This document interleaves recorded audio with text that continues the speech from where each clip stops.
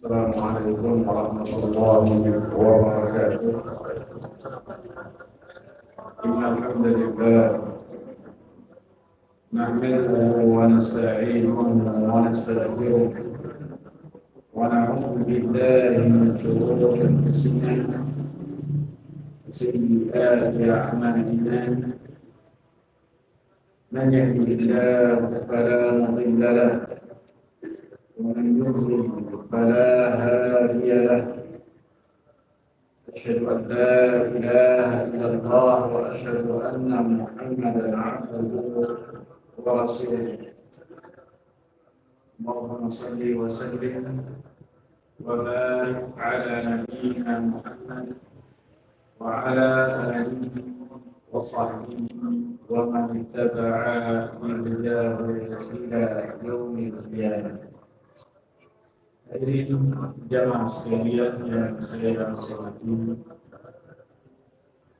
alhamdulillah kita bertemu lagi dalam ketaatan kepada Allah Subhanahu wa taala, memulai lagi dalam mengkaji ilmu tauhid, ilmu yang tak akan memakan masa dan menjadi kewajiban kita untuk senantiasa mempelajari tauhid Ta'ala. Apabila kamu melakukan kesyirikan, apabila salah seorang di antara para rasul dan para nabi mereka melakukan kesyirikan kepada Allah Subhanahu wa taala, la yahbatanna 'amalu, niscaya semua amalanmu pasti akan hilang, akan tidak diterima oleh Allah Subhanahu wa taala. Wa la takunanna minal khasirin, dan engkau termasuk dari orang-orang yang merugi. Begitu juga dalam surat Al-An'am, Allah Subhanahu wa taala sebutkan tentang kisah Nabi Ibrahim alaihi salam dari ayat 74. Kemudian Allah Subhanahu wa taala sebutkan setelahnya 17 keturunan dari Nabi Ibrahim alaihi salam yang semuanya mereka adalah para rasul, yang semuanya mereka adalah para nabi, dan di antara mereka para rasul. Allah Subhanahu wa taala katakan yang berkaitan dengan para nabi dan para rasul, walau asyraku, di ayat 88, walau asyraku la habita anhum ma kanu ya'malun. Apabila mereka para nabi dan para rasul mereka melakukan kesyirikan kepada Allah Subhanahu wa taala, la habita anhum, niscaya akan hilang dari mereka amalan-amalan yang telah mereka lakukan, akan terhapus amalan mereka yang sangat besar. Padahal kita yakin bahwasanya para rasul, para nabi, mereka adalah manusia pilihan dari Allah Subhanahu wa taala, yang mereka mendapatkan wahyu dari Allah Subhanahu wa taala, sehingga mereka memiliki pengkhususan dari yang lainnya, terjaga dari kesalahan-kesalahan yang berkaitan dengan penyampaian agama, terjaga dari kesalahan yang paling besar berupa kesyirikan kepada Allah. Karena semua dakwah mereka supaya menjadikan umat mereka bertauhid kepada Allah Subhanahu wa taala, sehingga mereka adalah manusia yang terlindungi dari hal tersebut. Akan tetapi apabila mereka melakukan hal tersebut, maka sirna amalan mereka. Apabila para rasul dan para nabi diingatkan dengan hal ini, faghayruhum aula, selain dari para nabi dan para rasul harus lebih waspada yang berkaitan dengan kesyirikan kepada Allah Subhanahu wa taala. harus senantiasa belajar bagaimana cara mentauhidkan Allah Subhanahu wa taala. Cara mentauhidkan Allah, bagaimana mentauhidkan Allah dan apa saja kesyirikan kepada Allah Subhanahu wa taala tidak cukup dibahas sekali pertemuan, dua kali pertemuan, tiga kali pertemuan, kemudian hatam, tidak. Selama kita masih diberikan nafas dan kesempatan hidup oleh Allah Subhanahu wa taala, sepanjang itulah kewajiban kita untuk senantiasa menjaga kalimat la ilaha illallah wa Muhammadur Rasulullah. Bukan hanya menjaga dengan ucapan saja, akan tetapi perbuatannya, yaitu adalah semuanya konsekuensi dari kalimat la ilaha illallah, konsekuensi dari kalimat Muhammadur Rasulullah. Dan apa saja yang dengannya seseorang ketika melakukan hal-hal, maka dengannya kesaksian kalimat la ilaha illallah akan sirna dari hatinya, akan terhapus dari hatinya dan termasuk dari orang-orang yang melakukan kesyirikan kepada Allah Subhanahu wa taala. Kita terkadang dibisiki oleh syaitan. Iblis itu sangatlah berpengalaman menghadapi anak manusia, karena sejak menghadapi nenek moyang kita, sejak menghadapi bapak kita sampai sekarang, dia masih ada. Dan jadi dia ini memiliki database yang sangat komplit yang berkaitan dengan diri kita. Apabila orangnya itu lebih condong untuk berbuat kemaksiatan, maka dijerumuskan lebih dalam lagi ke dalam kemaksiatan kepada Allah Subhanahu wa taala, sehingga bukan hanya dia ingin bermaksiat candu dengan maksiatnya, bukan hanya candu dengan maksiatnya, dia levelnya naik berbangga-bangga dengan maksiatnya. Maksiat yang sebagian orang malu ketika mengubah. Bahkan bukan lagi candu, akan tetapi bukan lagi berbangga, bahkan menjadi dai penyeru terhadap kemaksiatan tersebut. Akan tetapi apabila yang dihadapi oleh iblis dan bala tentaranya orang-orang yang condong bolak-balik ke masjid, rajin ke dalam majlis ilmu, maka ia terdilkan di hadapan orang ini apa? Sesuatu yang besar di sisi Allah Subhanahu wa taala.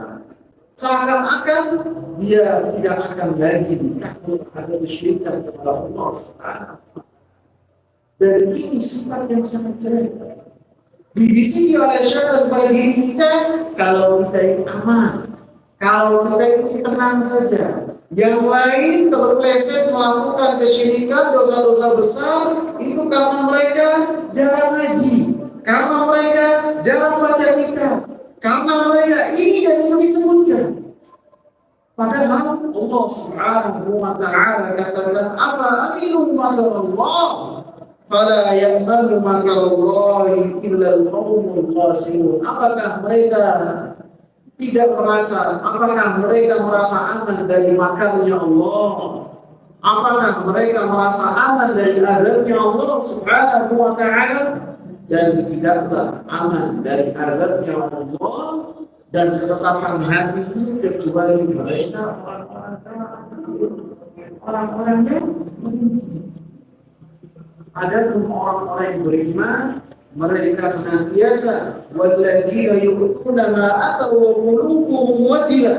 Orang-orang yang beriman seperti dicontohkan oleh para sahabat ridwanullahi alaihim, mereka melakukan amalan-amalan yang besar di sisi Allah Subhanahu wa taala dengan beriman kepada Allah, beriman kepada Rasul, berjihad, berhijrah, dan amalan-amalan yang sangat besar. Akan tetapi hati mereka takut apabila mereka dikembalikan kepada Allah Subhanahu wa taala, takut apabila amalannya tidak diterima oleh Allah Subhanahu wa taala. Beliau mengatakan, saya telah bertemu lebih dari 30 sahabat Kata beliau, saya tidak dapat para sahabat itu memiliki keyakinan keimanan yang keimanannya itu seakan-akan mereka yakin keimanannya seperti malaikat Jibril. Tidak. Setiap dari para sahabat yang telah ditemui oleh Ibnu Mulaikah takut apabila keimanannya itu terkontaminasi dengan apabila keimanannya itu adalah modal dia bertemu dengan Allah Subhanahu wa Ta'ala tidak diterima oleh Allah Subhanahu. Itu bayangkan orang sebelah Umar bin Khattab radhiyallahu anhu ketika beliau terjun di atas ranjangnya setelah ditikam oleh Abu Lu'lu' al-Majusi. Abu Lu'lu' al-Majusi ketika menikam Umar radhiyallahu anhu dengan pisau yang nataknya itu dua. Jadi kalau ditarik itu keluar semua ususnya. Atau kalau tidak keluar nanti di dalamnya hancur. Tidak hanya itu, pisau yang dia ikamkan kepada Umar bin Khattab telah direndam dengan racun yang sama. Umar bin Khattab radhiyallahu anhu setelah tadi datang diminumkan kepadanya susu, kemudian dengan minum tadi tersebut mendapat keluar dari bagian tubuh yang sobek, maka kata tadi Ausi berwasiatlah kita wahai wasiat. Maka kata Umar bin Khattab radhiyallahu anhu yang pada saat itu kepalanya dipahat tulangnya Abdullah. Kata Umar bin Khattab wahai putraku, turunkanlah saya di lantai. Turunkanlah saya di lantai. Jangan engkau pangku saya di atas lantai. Jangan engkau pangku kepala saya di paha.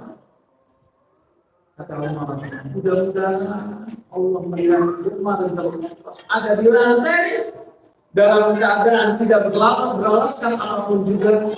Allah Subhanahu wa Ta'ala merahmati yang luar biasa. Banyak pendapat beliau yang ketika beliau utarakan kepada Rasul sesuai dengan Al-Quran. Allah Khattab yang apabila ketemu dengan syaitannya cari dengan yang lain. Apabila amalan tidak diterima oleh Allah Subhanahu. Nabi Ibrahim alaihi salam, Ibrahim ini sebelumnya bapaknya para nabi. Karena para nabi itu semuanya tentu keturunan dari Nabi Adam. Setelah Nabi Adam, para nabi keturunannya dari Nabi Nuh. Semuanya. Setelah Nabi Ibrahim alaihi salam datang, maka para nabi semuanya keturunan dari Nabi Ibrahim. Dia bapaknya para nabi dan tauhidnya luar biasa. Tauhid luar biasa. Membayangkan di seluruh dunia ini tidak ada yang beriman dan bertauhid kepada Allah Subhanahu wa Ta'ala kecuali 3 orang saja. Nabi Ibrahim, istrinya, dan kemudian ponakannya Nabi Ibrahim Lut alaihi salam. Yang lainnya semua itu. Sampai kemudian Nabi Ibrahim menikah dengan Hajar, bertambah satu. Ada pun yang lainnya di dalam kegelapan kekufuran, di dalam kegelapan kesyirikan kepada Allah Subhanahu wa Ta'ala. Dan beliau telah mendapatkan perintah dari Allah Subhanahu wa Ta'ala dengan perintah yang sangat besar, dan Allah Subhanahu wa Ta'ala puji. Fa'adatnahum, Nabi Ibrahim alaihi salam melaksanakan perintah Allah dengan sangat sempurna, sangat luar biasa. Sehingga Allah Subhanahu wa Ta'ala angkat Nabi Ibrahim alaihi salam sebagai Khalilullah, sebagai kekasih Allah Subhanahu wa Ta'ala. Kedudukan yang sangat tinggi yang hanya bisa ditempel dan disamai oleh Nabi Muhammad sallallahu alaihi wasallam. Ini Allah, kasih Allah. Diperintahkan untuk membawa anaknya ke lembah yang tidak memiliki tanaman dan tandus yang kemudian menjadi kota Makkah. Bayangkan dalam usia yang rentah, tua, baru dapat anak, baru dapat anak. Kemudian diperintahkan oleh Allah supaya meninggalkan ibunya dan anaknya di lembah yang tak berpenghuni. Sangat cinta kepada Allah dan sangat tunduk patuh kepada Allah. Tidak ada tawar menolak. Perintah kemudian setelah anaknya besar disuruh diperintah oleh Allah kemudian boleh taat untuk taat. Tidak ada tawar menolak. Sama sekali. Tapi kata-kata yang luar biasa. Nabi Ibrahim alaihi salam berdoa dengan doa yang dikabarikan oleh Allah Subhanahu wa taala. Wa idh qala Ibrahim rabbi ij'al hadzal balada amina. Surat Ibrahim ayat 35. Dan ingatlah ketika Nabi Ibrahim alaihi salam berdoa, wahai Rabbku, jadikanlah kota ini, negeri ini, yakni negeri Makkah, menjadi negeri yang aman. Setelah wajnubni wa baniya an na'budal asnam. Jauhkanlah aku ini siapa? Khalilullah, kekasih Allah. Wa baniya, dan anak-anak saya. Anak adalah asal, jangan sampai melakukan kesyirikan pada engkau. Jangan sampai saya dan kedua anak saya, yang kedua anaknya adalah Nabi juga, Nabi Ismail dan Nabi Ishak, Nabi juga. Yang mereka semua yang terlindungi berdoa kepada Allah, ya Allah, jauhkan anak saya dari syirik.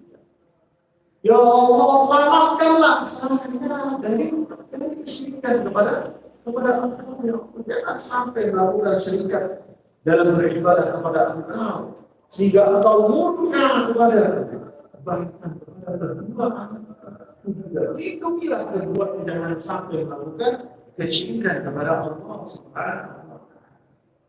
Dia sebutkan sebabnya kenapa dia berdoa dengan doa yang sangat besar. Ibrahim At-Taimi beliau mengatakan yang bagi likulli muslim an yad'u bi hadzal du'a. Sudah menjadi suatu keharusan bagi seorang setiap muslim untuk berdoa dengan doa yang telah dipanjatkan oleh Nabi Ibrahim alaihi salam. Beliau sebutkan alasannya.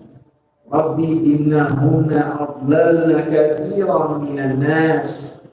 Wahai Rabbku, kesyirikan-kesyirikan, berhala-berhala telah menyesatkan kebanyakan dari manusia. Apabila manusia banyak melakukan kesyirikan kepada Engkau, ya Allah, mereka memuja selain Engkau, mereka beribadah kepada selain Engkau, maka orang yang berakal takut apabila dirinya dikhawatirkan akan terperosok seperti apa yang mereka lakukan. Bisa jadi pertama-tama ketika melihat kemungkaran, kesyirikan kepada Allah, mata kita, hati kita menolak. Bisa jadi pertama. Kemudian dengan berlalunya waktu, orang-orang yang melakukan kesyirikan makin kencang untuk beribadah kepada selain Allah, maka sudah tidak diinginkan. Karena apa? Terbiasa. Dan ditakutkan dengan berjalannya waktu, maka akan masuk ke dalam rombongan orang-orang yang melakukan kesyirikan kepada Allah Subhanahu wa taala. Dan menjadi suatu yang manusia sekali. Ketika ada orang tertimpa satu hal yang sama, kemudian kita takut terhadap keselamatan diri kita, keselamatan keluarga kita. Dalam waktu yang dekat, 2 tahun atau 3 tahun yang lalu, ketika manusia di dunia menghadapi wabah, kita lihat berita yang luar biasa, kita dengar berita yang luar biasa, kita saksikan orang-orang yang Kita kenal, mereka wafat terkena penyakit corona. Maka orang yang berakal pasti apa? Mengkhawatirkan dirinya. Orang yang berakal mengkhawatirkan anak dan saudaranya. Ini yang berbeda dengan penyakit yang di dunia, yang bisa mematikan nyawa manusia. Bagaimana dengan penyakit yang paling kronis, yaitu kesyirikan kepada Allah Subhanahu, yang mana manusia dengan aslinya melakukan. Tidak terkadang melihat hal tersebut dan biasa dan tidak mengingkarinya. Padahal apabila hal ini terkena kepada salah seorang di antara kita, maka bukan hanya dunianya saja yang binasa, akan tetapi akhiratnya pun masa depannya akan kelam. Dan Allah Subhanahu wa Ta'ala masukkan ke dalam api neraka, dan Allah Subhanahu wa Ta'ala tidak akan menjadi penolong kepada orang-orang seperti itu yang melakukan kesyirikan kepada Allah Subhanahu wa Ta'ala. Innahu man yusyrik billahi faqad harramallahu 'alaihi al-jannata wa ma'wahu an-nar wa ma lidh-dhalimin min ansar. Sesungguhnya siapa yang melakukan kesyirikan kepada Allah Subhanahu wa Ta'ala, maka Allah Subhanahu wa Ta'ala akan baginya surga. Allah akan baginya surga, dan tempat kembalinya adalah api.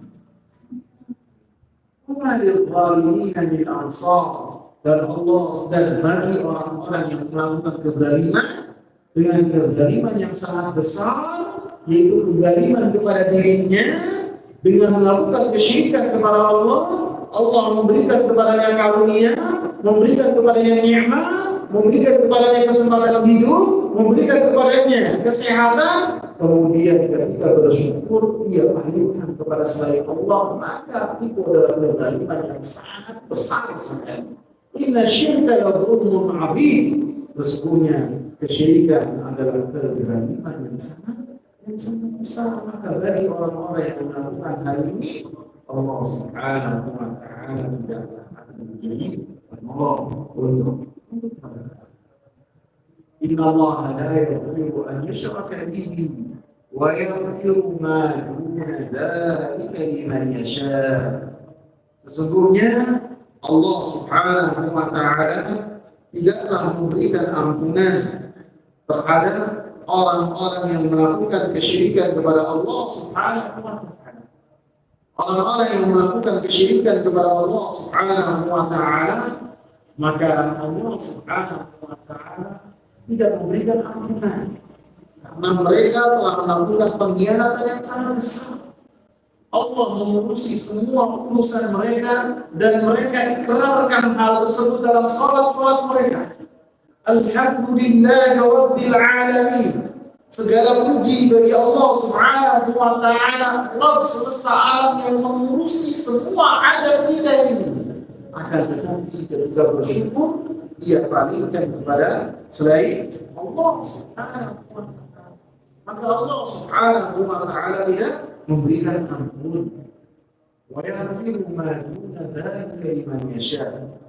Adapun dosa-dosa selain kesyirikan kepada Allah Subhanahu wa Ta'ala, apapun besarnya kesyirikan dosanya, maka Allah Subhanahu wa Ta'ala akan memberikan ampunan apabila Allah Subhanahu wa Ta'ala. Dengan ketentuan orang-orang yang melakukan kesyirikan kepada Allah, ketika mereka mati belum bertobat dari dosa-dosa kesyirikan, maka dosa yang diampuni oleh Allah Subhanahu wa Ta'ala. Tetapi apabila seorang melakukan kesyirikan kepada Allah Subhanahu wa Ta'ala, kemudian dia bertaubat kepada Allah Subhanahu wa Ta'ala dengan taubat yang benar, maka Allah Subhanahu wa Ta'ala Maha menerima taubat. Allah Subhanahu wa Ta'ala senang dengan taubat hamba-hamba yang mereka lakukan kepada Allah Subhanahu wa Ta'ala, sehingga dosa-dosanya Allah Subhanahu wa Ta'ala nanti dengan kebaikan di sisi Allah Subhanahu wa Ta'ala. Rasulullah sallallahu alaihi wasallam semenjak beliau berdakwah, mendapatkan risalah nubuwah, mendapatkan nubuwah dan risalah dari Allah Subhanahu wa taala, dari menerima Iqra bismi rabbikal ladzi khalaq. Kemudian Rasulullah sallallahu alaihi wasallam mendapatkan firman dari Allah, ya ayyuhal muddaththir qum fa'anzir. Maka setelahnya Nabi sallallahu alaihi wasallam berdakwah kepada orang-orang yang sekitarnya dengan secara sembunyi-sembunyi supaya mereka bertauhid kepada Allah Subhanahu wa taala. Sampai Allah Subhanahu wa taala menurunkan firman-Nya, wa anzir ashiratakal aqrabin, pada tahun ketiga Nabi.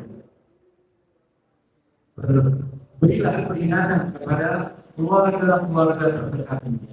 Maka Nabi sallallahu alaihi wasallam memberikan peringatan kepada orang-orang yang terdekatnya secara terang-terangan, yang tadinya sembunyi-sembunyi, supaya mereka beriman kepada Rasulullah sallallahu alaihi wasallam dan supaya mereka bertauhid kepada Allah Subhanahu wa taala. Maka sejak itulah Nabi sallallahu alaihi wasallam senantiasa berdakwah kepada orang-orang Quraisy dengan mengatakan, qul la ilaha illallah tuflihu. Katakanlah kalimat la ilaha illallah. Orang-orang Quraisy tanpa mereka diajari syarat-syarat kalimat la ilaha illallah, tanpa mereka diajarkan konsekuensi kalimat la ilaha illallah, mereka paham makna dari kalimat la ilaha illallah. Apabila mereka mengucapkan kalimat la ilaha illallah, artinya nenek moyang mereka dalam keadaan kafir. Artinya sesembahan yang mereka sembah kepada Manat, kepada Lat, kepada Uzza, maka itu adalah semuanya batil. Mereka paham semuanya. Dan Rasulullah tambahkan, tuflihu, apabila kalian katakan amalkan, maka niscaya kalian akan beruntung, niscaya kalian akan selamat. Dalam riwayat lain Rasulullah katakan, qul la ilaha illallah tasudu. Katakanlah kalimat la ilaha illallah, amalkanlah tauhid dengan benar, niscaya kalian akan berjaya, niscaya kalian akan mendapatkan kekuasaan di muka bumi. Terus Nabi sallallahu alaihi wasallam berdakwah kepada kalimat la ilaha illallah sampai Nabi sallallahu alaihi wasallam pada tahun 10 kenabian terusir dari kota Makkah. Terusir menuju kota Taif. Di kota Taif beliau menyuruh kepada orang-orang yang di kota Taif supaya mereka beriman kepadanya dan kepada Allah dan bertauhid. Mereka pun mau kembali masuk ke kota Makkah dalam keadaan ketakutan yang tadinya terusir, sampai beliau meminta tolong dan perlindungan kepada Mut'im bin Adi. Diterima oleh Mut'im bin Adi permintaan tolong dari Nabi. Beliau berikan suaka kepada Nabi sallallahu alaihi wasallam supaya masuk ke kota Makkah. Kemudian 3 tahun berikutnya ataupun setahun berikutnya, orang-orang Yahudi mereka beriman kepada Nabi sallallahu alaihi wasallam. Kemudian pada tahun 13 kenabian, maka ketika Nabi sallallahu alaihi wasallam keluar dari kota Makkah secara memendam pedang di tengah malam, maka orang-orang Quraisy orang-orang Nabi sallallahu alaihi wasallam katanya kalau beriman akan katanya apabila beriman akan mendapatkan kekuasaan, memiliki kekuasaan. Sekarang malah keluar dalam keadaan ketakutan. Ya Allah, Nabi sallallahu alaihi wasallam. Dan terus dakwah Nabi sallallahu alaihi wasallam senantiasa dakwahnya dalam tauhid. Sampai beliau berada di kota Madinah, pun dakwahnya adalah dakwah tauhid. Sampai terjadi peperangan antara al-haq dan al-batil, antara Nabi, para sahabat dan orang-orang kafir Quraisy. Terjadi peperangan yang sangat banyak, Kemudian Allah Subhanahu wa taala berikan kekuasaan kepada Nabi Muhammad sallallahu alaihi wasallam yang menaklukkan sehingga yang tadinya mereka olok-olok menjadi mereka terbelah ketika melihat bagaimana Nabi sallallahu alaihi wasallam mampu menaklukkan kota. Alhasil di saat itu semuanya Nabi sallallahu alaihi wasallam tidak pernah melalaikan sedikit pun yang berkaitan dengan permasalahan tidak pernah. Allah Subhanahu wa taala katakan dalam surat An-Nisa ayat 136, Ya ayyuhalladzina amanu aminu billahi wa rasulihi wal kitabil ladzi nazzala ala rasulihi wal kitabil ladzi anzala min qabl wa man yakfur billahi wa malaikatihi wa kutubihi wa rusulihi wal yawmil akhir faqad dhalla dhalalan ba'ida. Wahai orang-orang yang beriman, berimanlah kepada Allah, berimanlah kepada Rasul, berimanlah kepada Al-Quran, Al-Kitab, karena termasuk nama dari Al-Quran adalah Al-Kitab. Alif Lam Mim, Dzalikal Kitab la raiba fihi. Alif Lam Mim, ini Al-Kitab, Al-Quran. Termasuk dari nama Al-Quran adalah Al-Kitab, Al-Quran, pembeda. Alladzi nazzala ala rasulihi. Ya, Al-Quran, Al-Kitab tersebut Allah Subhanahu wa taala turunkan kepada Rasul. Wal kitabil ladzi anzala min qabl.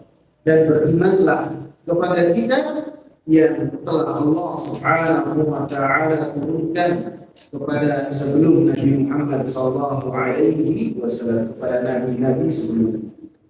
Wa man yakfur billahi wa malaikatihi wa kutubihi wa rusulihi wal yawmil akhir faqad dhalla dhalalan ba'ida.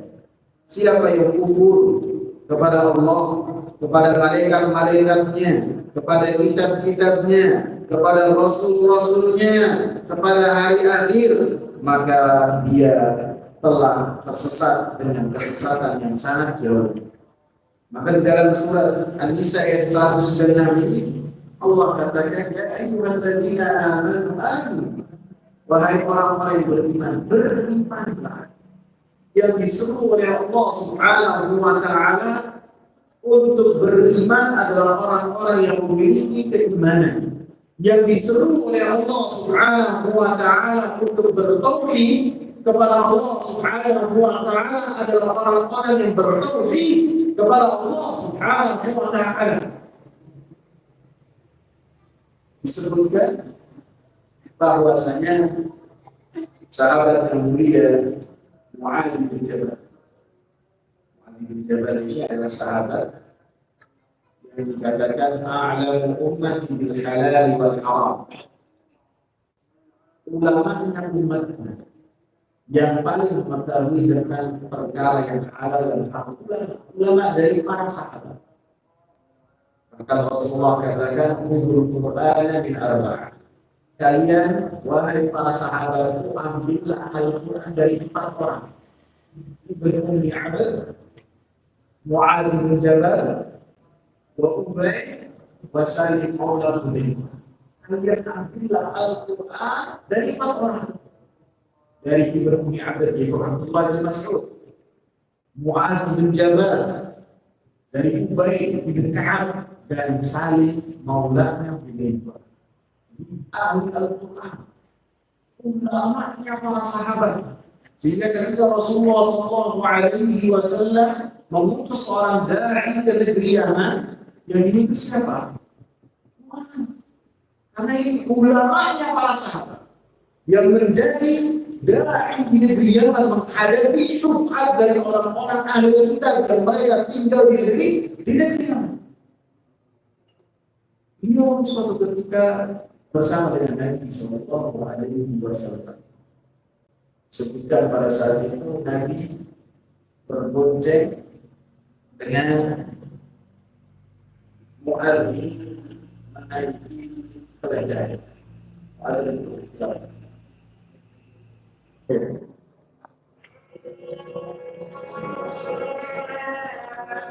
Nabi Sallallahu Alaihi Wasallam yang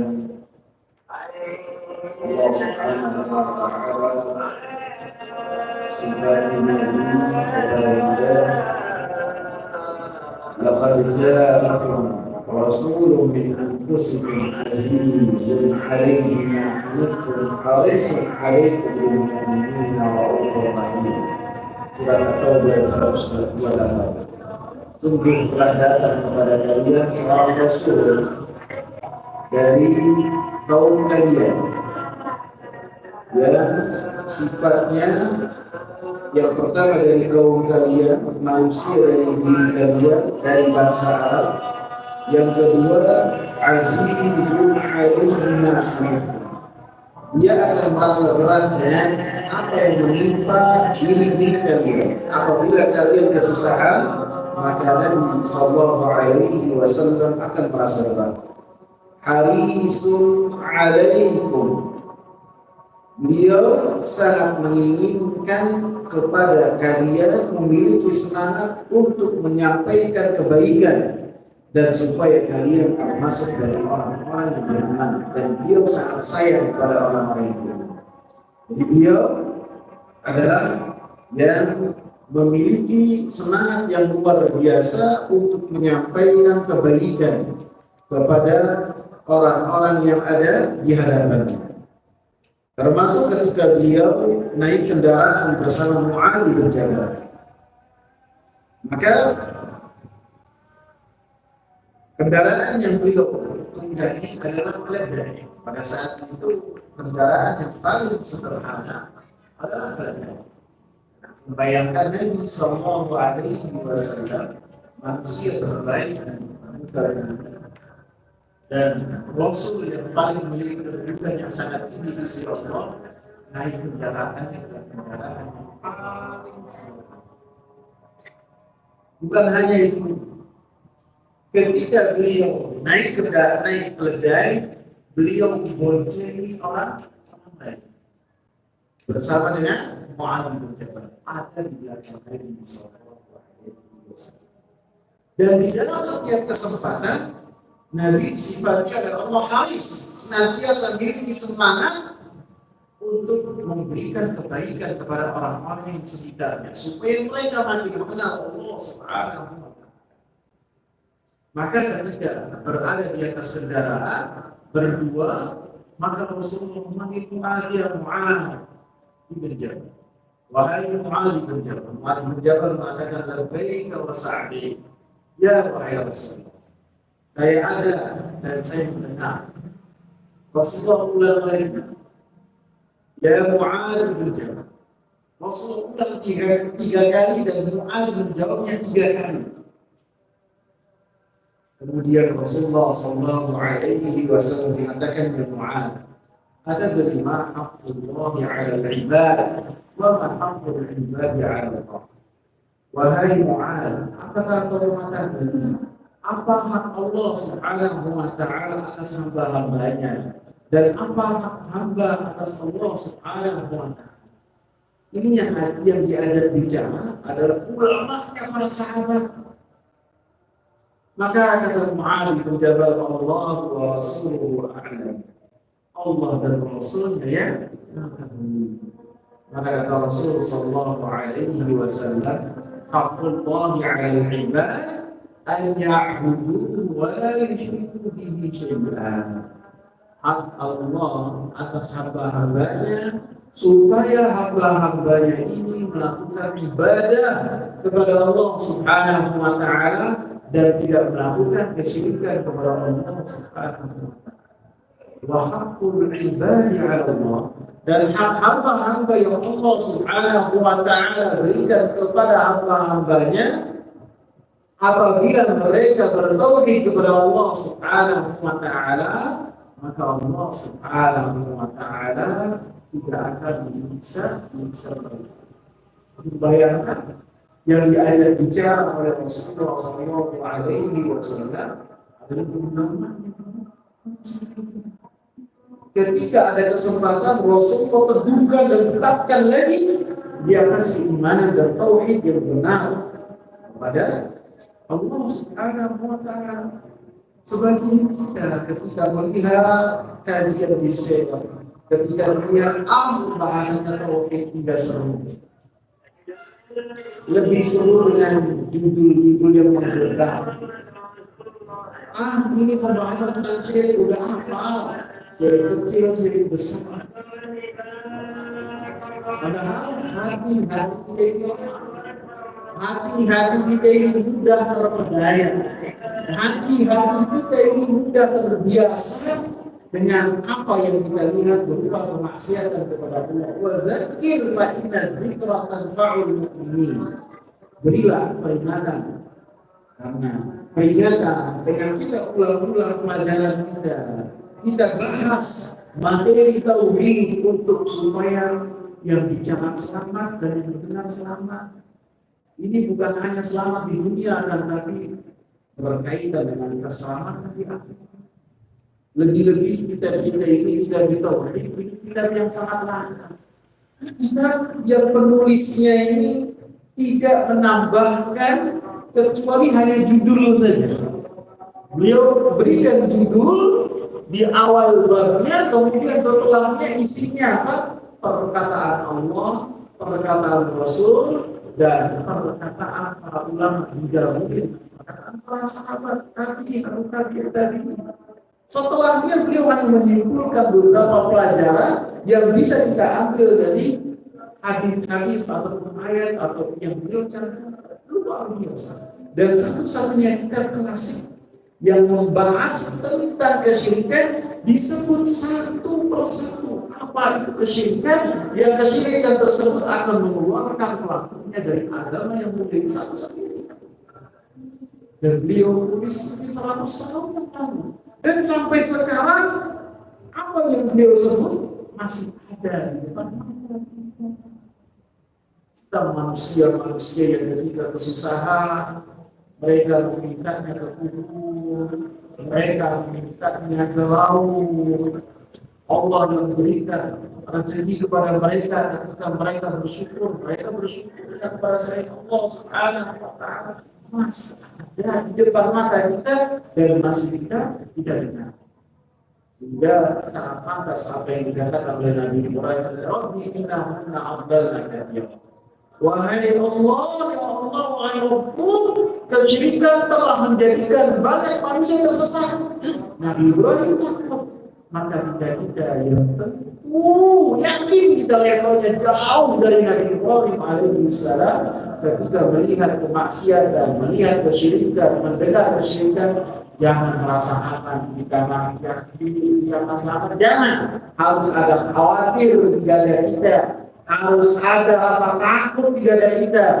Dengannya kita mengangkat kedua tangan kita kepada Allah Subhanahu wa taala supaya hari kita diselamatkan, supaya kita termasuk orang-orang yang diselamatkan oleh Allah Subhanahu wa taala dari kesyirikan dan dosa yang sangat besar.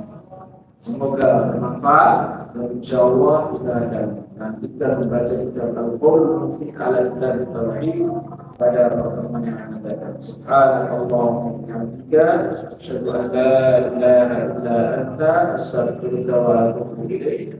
Assalamualaikum warahmatullahi wabarakatuh.